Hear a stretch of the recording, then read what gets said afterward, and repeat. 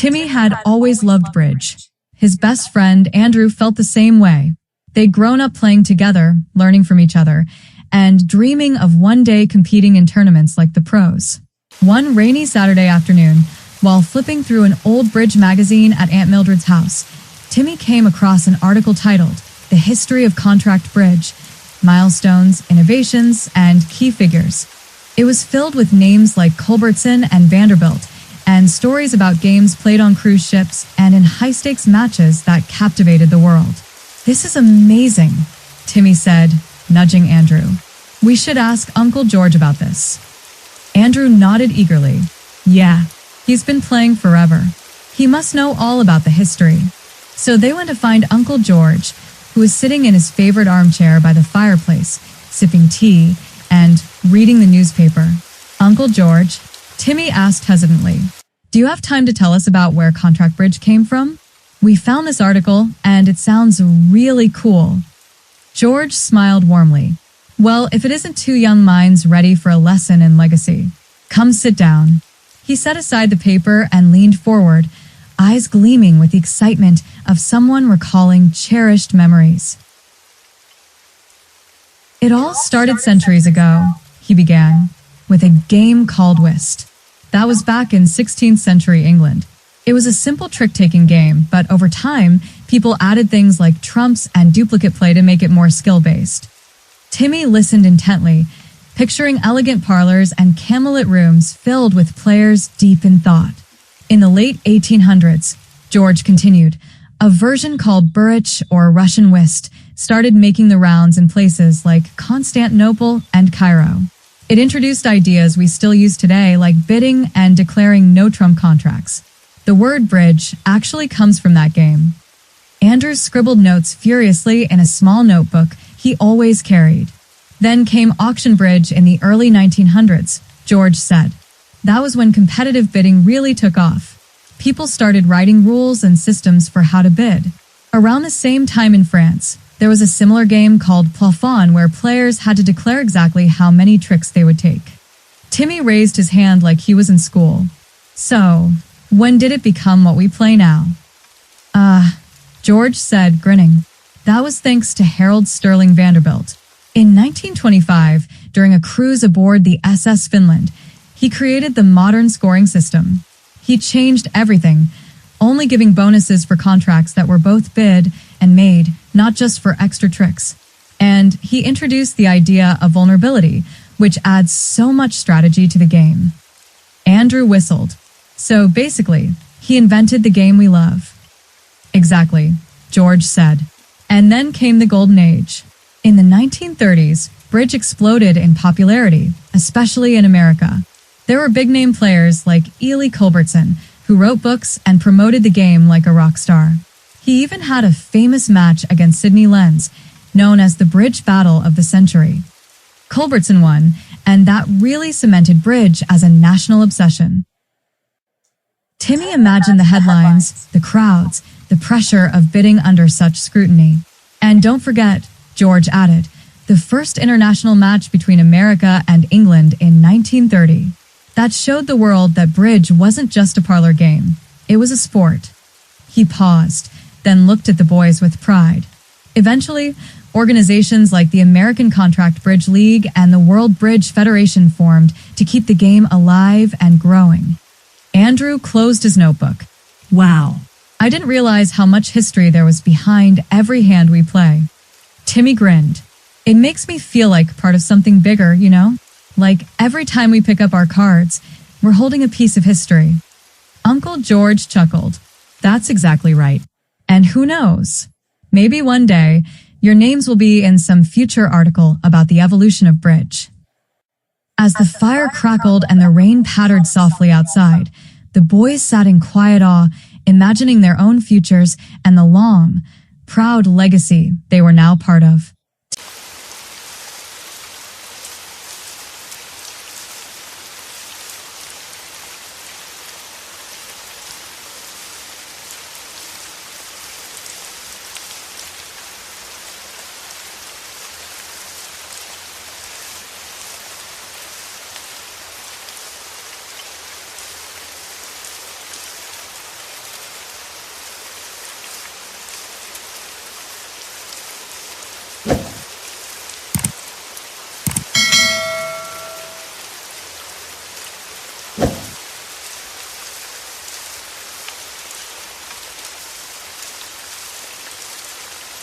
Timmy had always been captivated by stories of legendary bridge matches, but one name kept popping up in his research: the bridge battle of the century.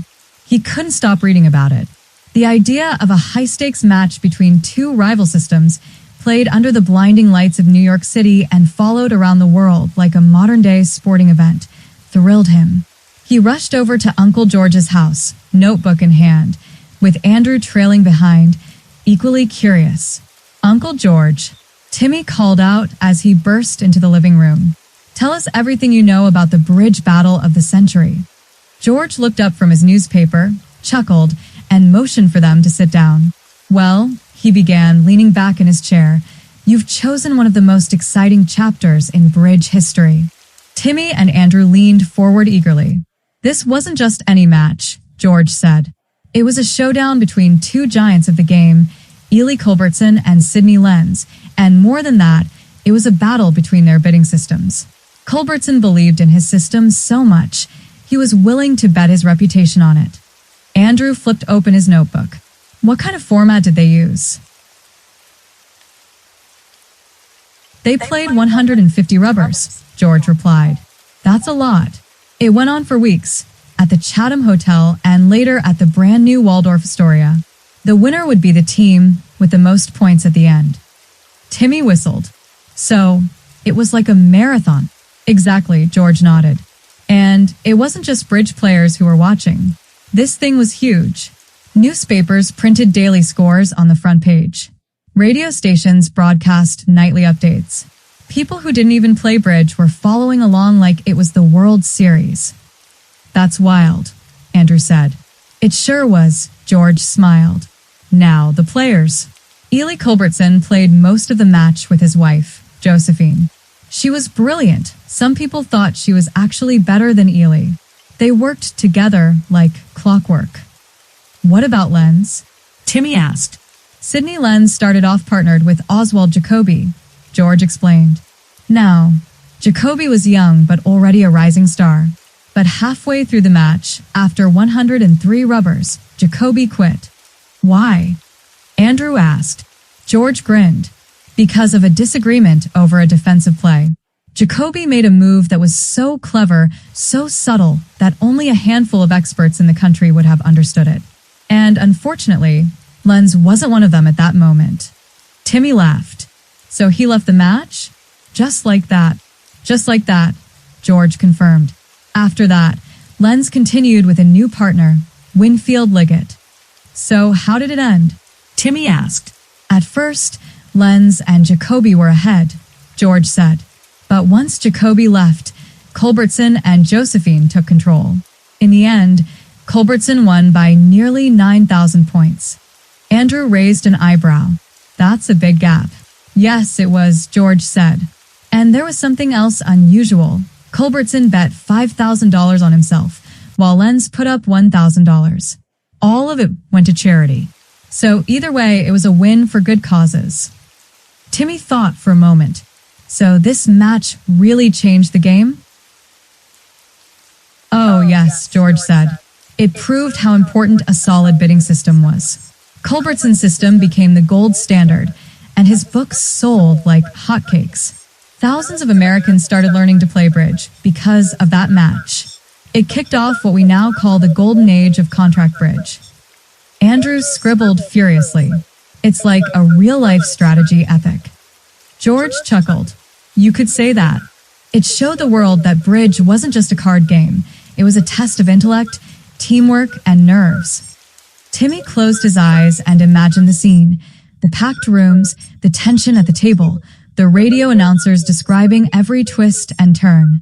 He could almost hear the clatter of cards and the murmurs of spectators analyzing each deal. "I want to be part of something like that someday," he whispered.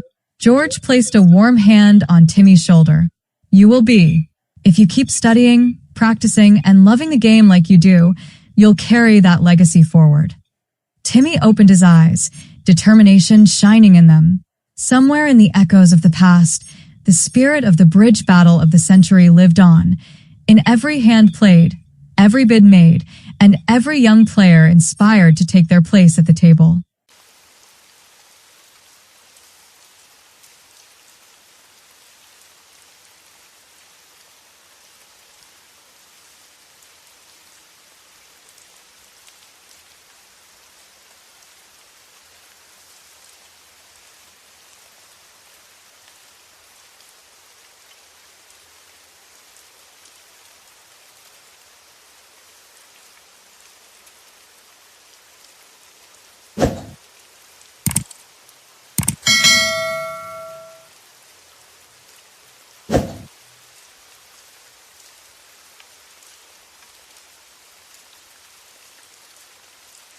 Timmy had been poring over a bridge manual at the kitchen table when he came across two names again, Ely Culbertson and Oswald Jacoby.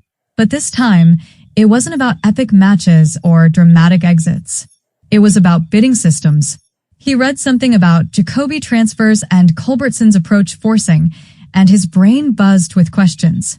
"Andrew," he shouted, running out to the backyard where his friend was tossing a football with Aunt Mildred's cat.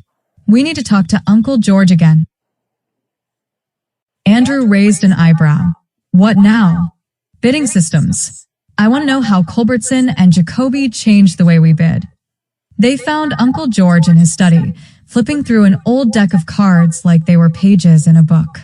"Uncle George," Timmy began excitedly.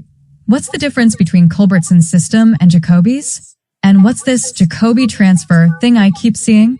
George chuckled and motioned for them to sit. "You boys are diving deep into the language of bridge," he said, setting down the cards. "Let me explain." He leaned back in his chair and began. First, let's start with Ely Culbertson. Back in the 1930s, he created the first widely accepted bidding system in America. Before him, bidding was more like guessing. People didn't have clear rules or structures. Andrew nodded. "So he brought order to chaos?" "Exactly," George said. His system introduced ideas that seem obvious to us now, but were revolutionary at the time. For example, he said that if you respond with a new suit, you're forcing your partner to bid again. That's called approach forcing bidding. Timmy scribbled notes furiously, like saying, "Hey partner, don't stop yet. We've got work to do." "That's right," George smiled. He also believed in strong no-trump openings, meaning if you open one no-trump, you have a balanced hand with a specific point range. He used 4-card majors, which is different from today's 5-card majors in many systems. Andrew raised his hand. "But you said a system isn't used anymore?" George nodded. "That's true. The Culbertson system itself is outdated, but its principles laid the foundation for modern systems. When Charles Gorin developed the Gorin system in the 1950s, the one that dominated American bridge for decades, he credited Culbertson as his inspiration." Timmy's eyes widened. "So, even though people don't play Culbertson anymore, they still use his ideas?" "Absolutely," George said. "For example, slam investigation, asking your partner how many aces they have, or whether they have a king, comes from Culbertson. He made that part of standard practice." Andrew flipped the page in his notebook. "And what about Jacoby?" George grinned. "Ah, Oswald Jacoby, a brilliant player and theorist. He wasn't just a great competitor, he was a pioneer in creating conventions that are still used today." He paused for effect, like the Jacoby transfer. Timmy blinked. "Wait, that's named after him?" "Yes," George confirmed. "It's a convention where, instead of directly bidding your own long suit, you bid the suit below it to ask your partner to switch. For example, if you have a 5-card heart suit and your partner opens one no-trump, you bid 2 diamonds. Then partner bids 2 hearts, and now you get to declare the contract. It gives the stronger hand the chance to be declarer." "That's clever," Andrew said. "It makes sense why people still use it. And there's more," George added. "There's also the Jacoby 2NT, which is a response to a major suit opening. If your partner opens 1 spade, and you have a really strong hand with lots of support for spades, you can bid 2 no-trump to show that. It tells your partner you might have a slam, and it lets them decide how to proceed." Timmy sat back in his chair, overwhelmed but fascinated. "So Culbertson gave us the big picture, the structure, and Jacoby gave us these smart little tools we use all the time?" "Exactly," George said proudly. "Culbertson built the house. Jacoby put in the windows and doors." Andrew closed his notebook. "I never realized how much thought went into every bid we make." Timmy grinned. "It's like learning a new language, one full of secrets and shortcuts." George laughed. "That's bridge, boys. Every convention, every system, it's all part of the conversation you have with your partner. And knowing where those ideas come from helps you understand not just how to bid, but why." Timmy sat at the old mahogany table in his Uncle George's study, fingers idly shuffling a well-worn deck of cards. Across from him, Andrew leaned forward eagerly, eyes fixed on Uncle George, who sat in his favorite leather armchair, a faint smile playing on his lips. "So," Timmy began, "you always say bridge is more than just a game. But how did it become such a big deal around the world?" Uncle George chuckled softly, adjusting his glasses.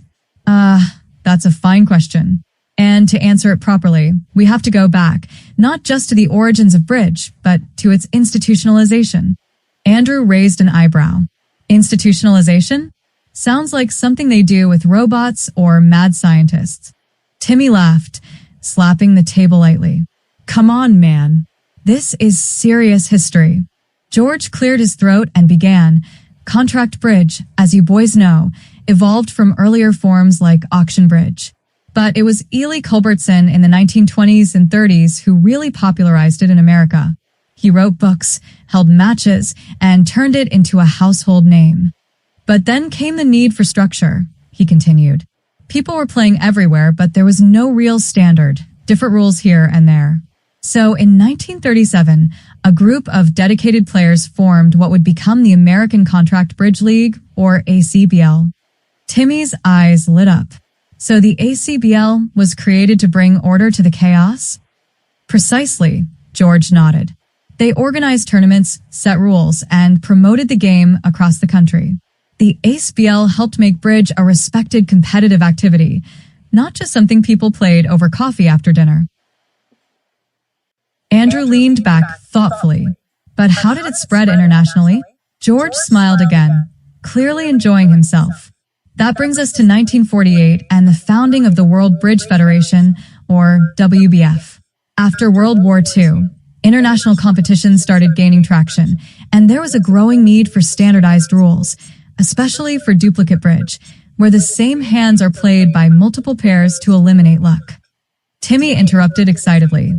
"Oh, like when we play at the club and they use the boards and pre-dealt hands." "Exactly," George said approvingly. The WBF made sure that whether you were playing in New York, Paris, Tokyo, or Sydney, the laws of duplicate bridge were the same.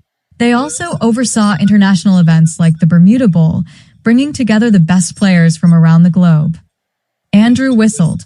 "So it's kind of like the Olympics, but with cards." George chuckled, "More or less. And the beauty of it all is that these organizations didn't just preserve the game, they allowed it to evolve. Innovations in scoring, bidding systems, and tournament formats kept the game fresh and challenging for generations." Timmy looked down at the cards in his hand and then back up at his uncle. "It's wild to think that every time we play, we're part of this huge global tradition. All those players before us, all the strategy, the rivalries, the friendships. And the stories," Andrew added. "I bet some of those early tournaments had drama for days." "They did indeed," George said with a wink. "And perhaps one day, your names might be whispered in the halls of the ACBL or even the WBF." Timmy grinned. Now that would be a hand worth bidding on. They all laughed, the warm sound echoing through the study as the sun dipped below the horizon outside. For Timmy and Andrew, the game was no longer just about cards. It was about connection, history, and the unbreakable bond between past and present players. As the rain stopped and the sun set outside, casting golden light through the window, Timmy and Andrew sat in quiet awe, realizing that every time they picked up their cards and made a bid, they were speaking the language of legends.